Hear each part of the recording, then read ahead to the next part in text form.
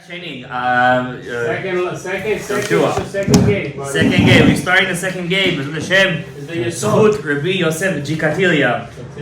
You know, whose student was of Rabbi Abraham. He was the student. Of course.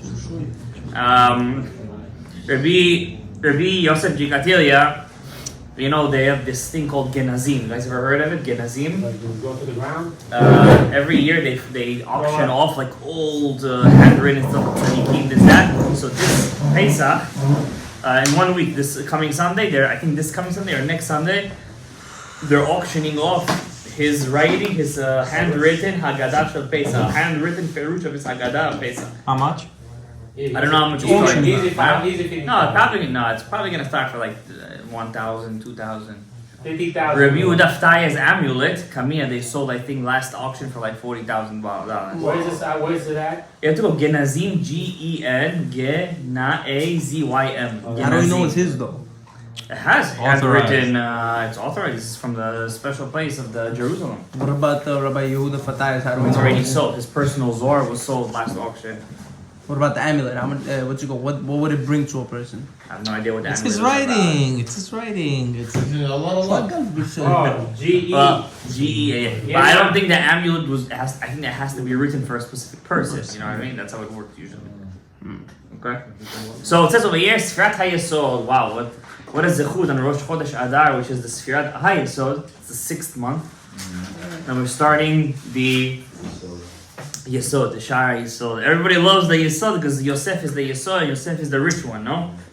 Everybody wants to be rich. The chola'at of the richness, we call it. The money disease. The Shemal. Yeah. So it says over here, he starts off with a chapter. Pardon me. He starts off with a verse in Tehillim 42, verse 3. Tzama nafshi le'Elohim, my nefesh, thirst for God. Le'el chai, to the living God. So you see, David HaMelech mentions God's name twice here. Tzama nafshi, my soul thirsts, le'elokim, to God. Le'el chai, the living God. Why repeat? Tzama nafshi le'elokim.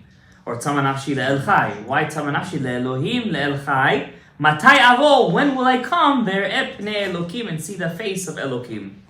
So I'm gonna already give you a teaser alert that one of the names, how come he chooses this sentence to start off the chapter of Yesod? Because one of the names of the Yesod is El Chai.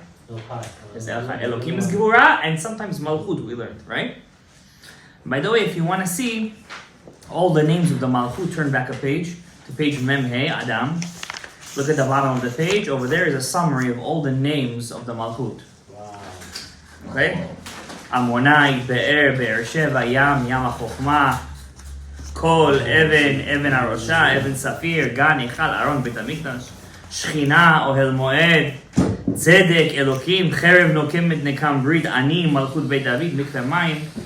And also the next page, Elokim Chaim, Et, Imatata'a, Chotama Deza. But if you guys want to take a look, in your spare time, connect to Hashem through the Malchut. These are the names you could use to connect to Hashem through the Malchut. How? In prayer. In Kavanah. Yeah, you gotta think of them exactly. Okay? So Hashem Hasheni, the second name, Mishemot HaKodesh, of the holy names, Al Derech HaMa'alot, by virtue of going up, not down. We're not going down, we're going up. We're going up. Derech HaMa'alot, the way of the ladder. That's the how you say? The literal meaning, like ma'ala, like an elevator, like a step. Hu anikra El Chai, the living God. Right? Because Yosef, once again, is El Chai. Right? Because he's a representative of Yesod, right? So another name for Yesod is Yosef. Yosef, also we're going to see Yosef too. V'tam nikra El Chai, why is he called El Chai? Lefi shehu sof tet hamal, because he is the 9th sphira from Keter. Hanikret tet aspaklariot. These 9 sphirot are the 10 aspaklariot. Aspaklariot is Is that a Hebrew word? Stars, no? It's probably a Greek word. Stars, he's No, aspaklaria is not a star. Aspaklaria is like lahavdil. In the movies when they're trying to speak through a different dimension and they look like through a mirror, like a portal, like a shining portal. Shiny mirror. All right. So exactly. So that's the aspaklaria meira is, right? When you're looking through God, let's call it the lens, the shining lens. I think that's a better word, right? That's an aspaklaria.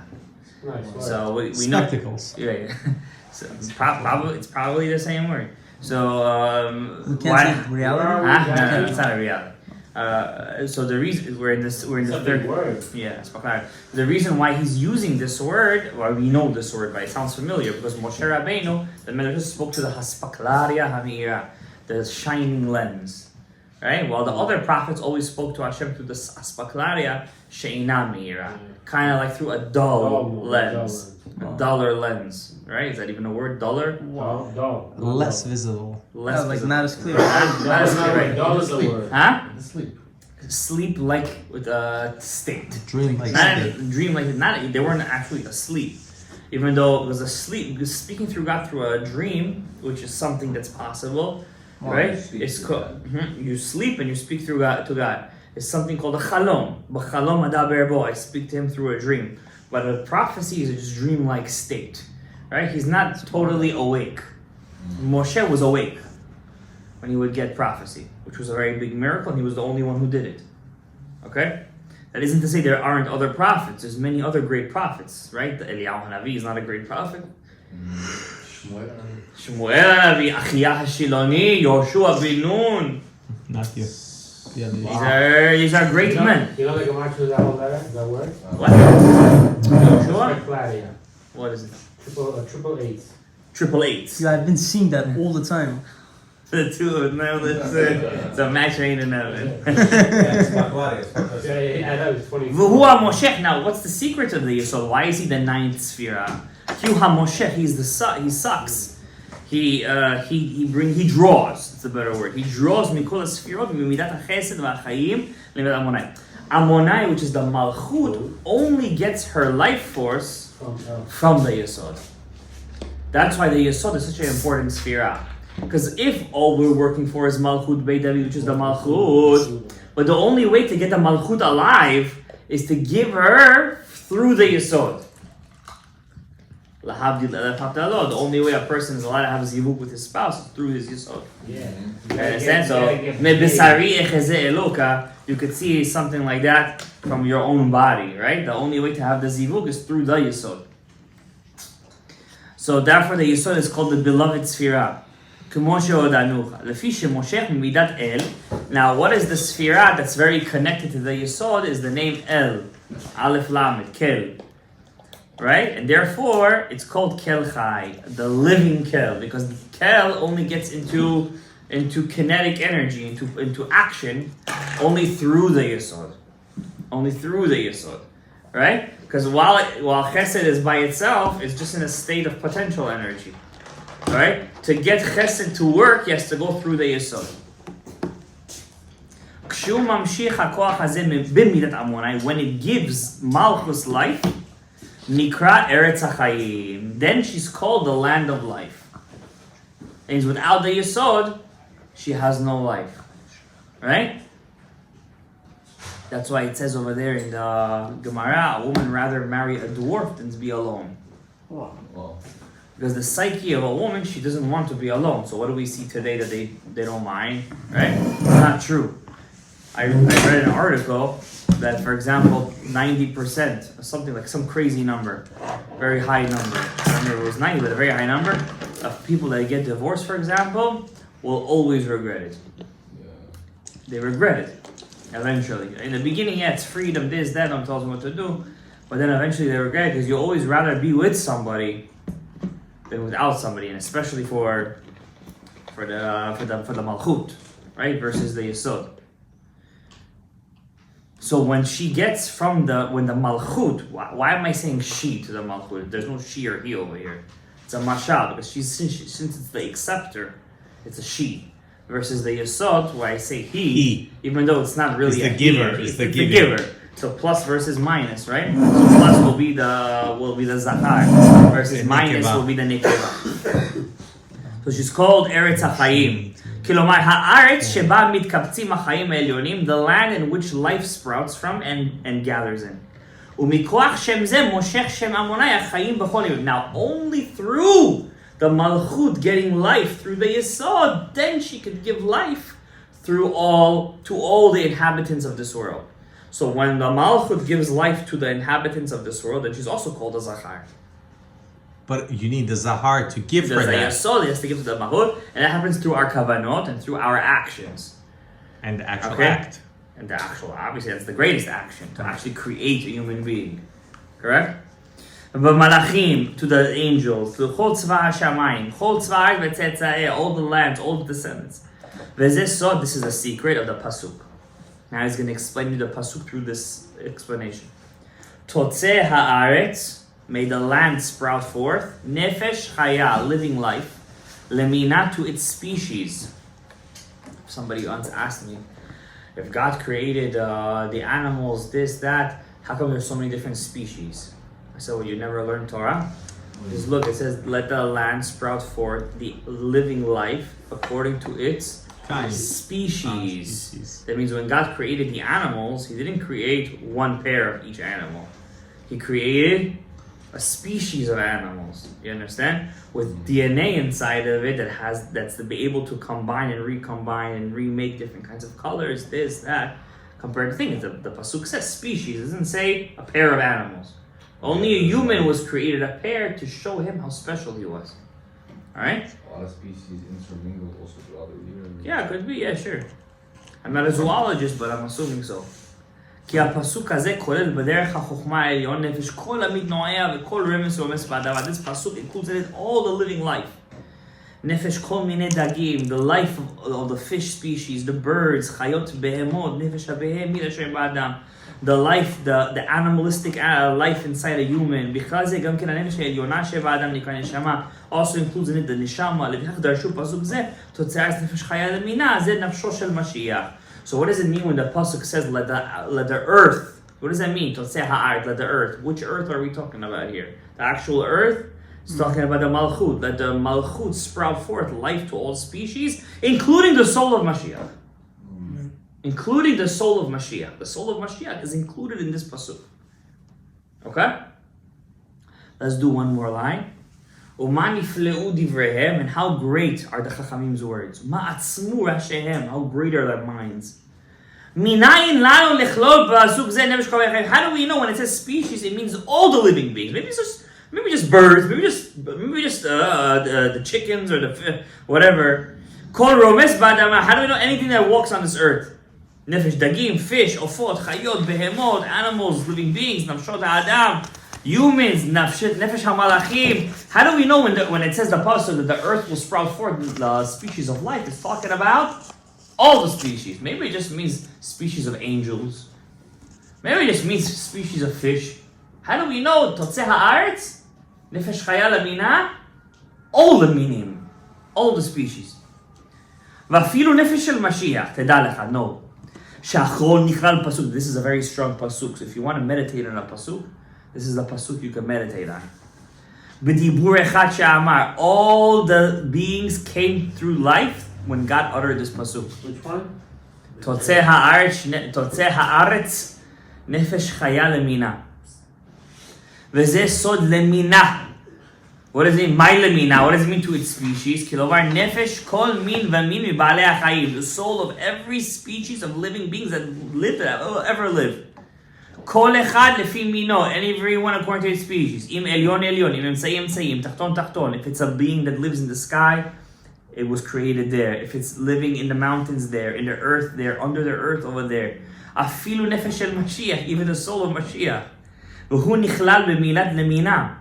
That means in this word lemina, you have the life force of all human beings. And very interesting, since we're talking about Purim and Adar in the shiur before, look what else is in here. Mina is the letters Haman is inside there. Wow. Even the soul of Haman, the klipa, is inside there.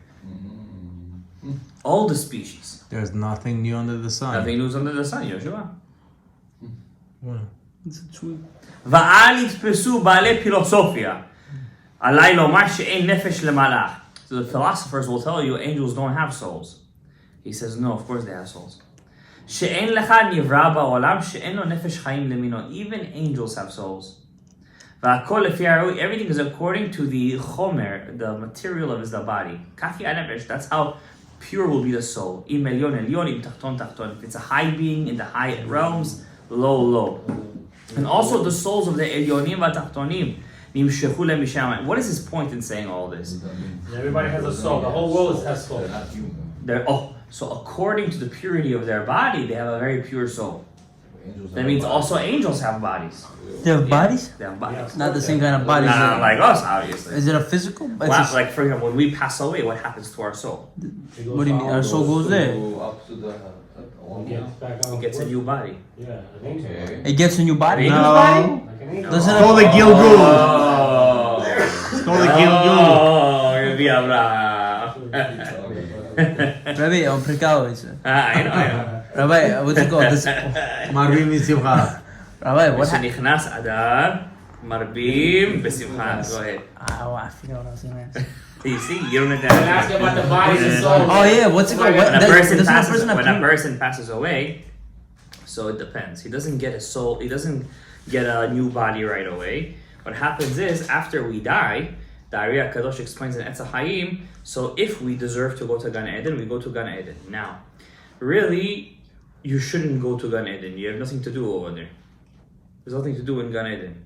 You have to go back to where your root soul came from. That's called Orah-49, to be intertangled in the intertangledness of life. Basically, you have to go back to the source. To the source. Source point. You understand? Wow, that's pretty Now, what happens if you didn't fix yourself to the point of your source point, right? Which is the greatest enjoyment that you could ever imagine. It's the greatest enjoyment to just be one with God. If you didn't finish your job, your soul splits. The part of you that needs to come back down is going to come back down and continue the job. That's all of us over here. The one who finished it, Yeah. that part stays up? Where? In Gan Eden. Oh, till Gan you finish the Eden, rest of it. Gan Eden is like a Parking lot. Parking lot, yeah. And in Gan Eden, he basically waits until his soul is finished, and he could rejoin with him. And then, if he's zoche, he goes up to the Gan Eden in the world of Bria. That's a high level Gan Eden. Understand? And if the whole root soul gets done, they get intertangled back in their source, right? That means all the tzaddikim that come from our root soul, they want to help us. So therefore, suddenly you see you have a boost in Avodat Hashem. Suddenly you see you're getting pushed from Shamayim to do new mitzvot. You're getting pushed to join in a certain the Shiur Torah. These are the tzaddikim from your Shorish Neshama. They're pushing you. They're like, we want to finish our Shorish. This guy is stopping us. You understand? So they come inside of you. They push you. They want me to do more mitzvot. Those are called Ibur Neshama. Right? They give you chidushim. They try to wake you up. Right? They give you more opportunities. They beseech for you in Shamayim. Right? They try to and get when you you're alive. done, when all the Shorashim will be done, Get married. Mashiach comes. What's Mashiach? Mashiach is basically, there are some souls, they don't get to be, basically your neshama doesn't really want Mashiach. Mashiach is basically, since we mentioned Mashiach, since we're very close to his time, right? So Mashiach is just an era before new souls come down. You get it? Yeah. All the souls that are born, They were old souls. they're all old souls. They're just Very old. finishing their job. Mashiach is going to help whoever is left down here to finish. To finish. Once he's going to finish, that's why it's a very short era, Mashiach's era. How was it, a few hundred years? 1,000 no. 1,000 years. It's very short, right? We only have 17 years left till 6,000. It's a very short era. Okay? After that era is done, we go to an era where totally new neshamot are born. Is that something new from not from 6 days of creation, right? They were in Adam Harishon, They were. but they left before he made the Avera. We did get a couple of those souls Yeah, we're just in this thinking- era too, like Yosef HaTzadik, Rabbi Shimon. They're called Ziharai La'ah. They're called the Shining Zohars, right? But in general, our neshamot are all old. It doesn't mean by the way, but we're not judged based on if we're old or new. That's not how this works. It all based on how much Potential. effort you put in. You did more mitzvot, That moment. You got more. You get a front row seat. So a person could be a new soul, but he's gonna have a back row seat. A person could be an old neshama, but he did so much effort, he gets a front row seat. You understand? Lefum tzara agra. Baruch Adonai le'olam. Amen. Wait, call Eliezer. Call Eliezer. He's number Is it 10. Kaddish? Yeah. Is it Kaddish? Call him. If You he's wanna still- leave this on the whole time?